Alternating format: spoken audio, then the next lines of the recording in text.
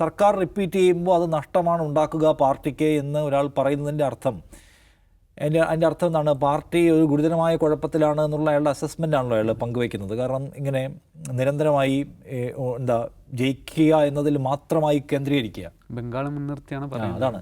അപ്പോൾ ജയം നിലനിർത്തുക എന്നതിൽ മാത്രം കേന്ദ്രീകരിക്കുക. അധികാരം വന്നു കഴിഞ്ഞാൽ പിന്നെ എങ്ങനെയൊക്കെ ജീർണത കൈവരാം?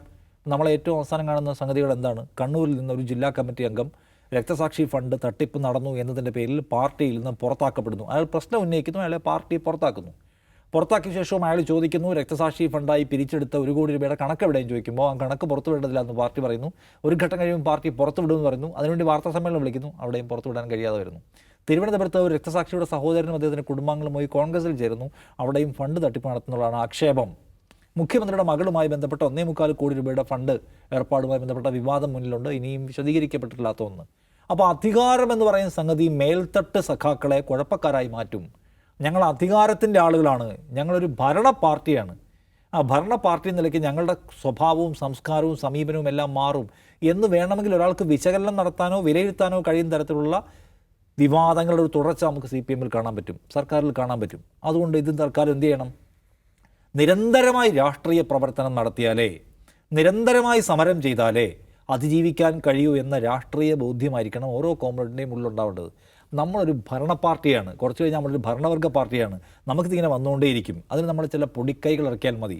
ഇപ്പോൾ ഒരു സുഹൃത്തിനോട് ചോദിക്കുമ്പോൾ അദ്ദേഹം പറയുകയാണ്, താഴെ തട്ടിൽ പണിയെടുക്കേണ്ട കാര്യമൊന്നുമില്ല, ജയിക്കാനുള്ള പണികൾ സ്റ്റേറ്റ് കമ്മിറ്റി ഉണ്ടാക്കിക്കോളും.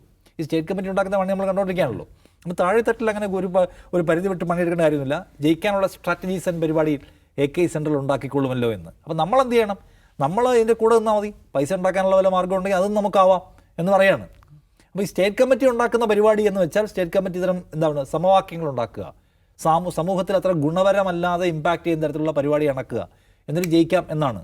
പണ്ടെടുത്ത പണി അങ്ങനെ ആയിരുന്നല്ലോ. ശ്രീനിവാസൻ സിനിമയിൽ പറഞ്ഞ പോലെ ഏറ്റവും താഴെത്തട്ടിലെ മനുഷ്യന്മാരുടെ വീട്ടിൽ പോവുകയും അവരുടെ ജീവിത പ്രശ്നങ്ങൾ കേൾക്കുകയും അതിന് പരിഹാരം ഉണ്ടാക്കുകയും ഇടപെടുകയും ചെയ്യുമായിരുന്നു. ഇന്നൊരു വാർത്താ അപ്ഡേറ്റ് കാണണം, ഗൃഹസമ്പർക്ക പരിപാടി സംഘടിപ്പിക്കാൻ തീരുമാനിച്ചിട്ട് അത് പൂർണ്ണ വിജയത്തിലെത്തിയിട്ടില്ല എന്നാണ് പാർട്ടി സ്റ്റേറ്റ് കമ്മിറ്റിയുടെ വിലയിരുത്തൽ. അതാണ് താഴെത്തട്ടിലേക്ക് പോയിട്ടുള്ള റിപ്പോർട്ട്. എന്ന് വെച്ചാൽ പാർട്ടിക്ക് ഏറ്റവും അവസാനത്തെ മനുഷ്യനുമായിട്ടുണ്ടായിരുന്നു എന്ന് വിചാരിക്കപ്പെടുന്നു, അതിൻ്റെ കണക്ട് നഷ്ടപ്പെടുന്നു എന്ന പ്രശ്നം ആ പാർട്ടി അഭിമുഖീകരിക്കുകയാണ്.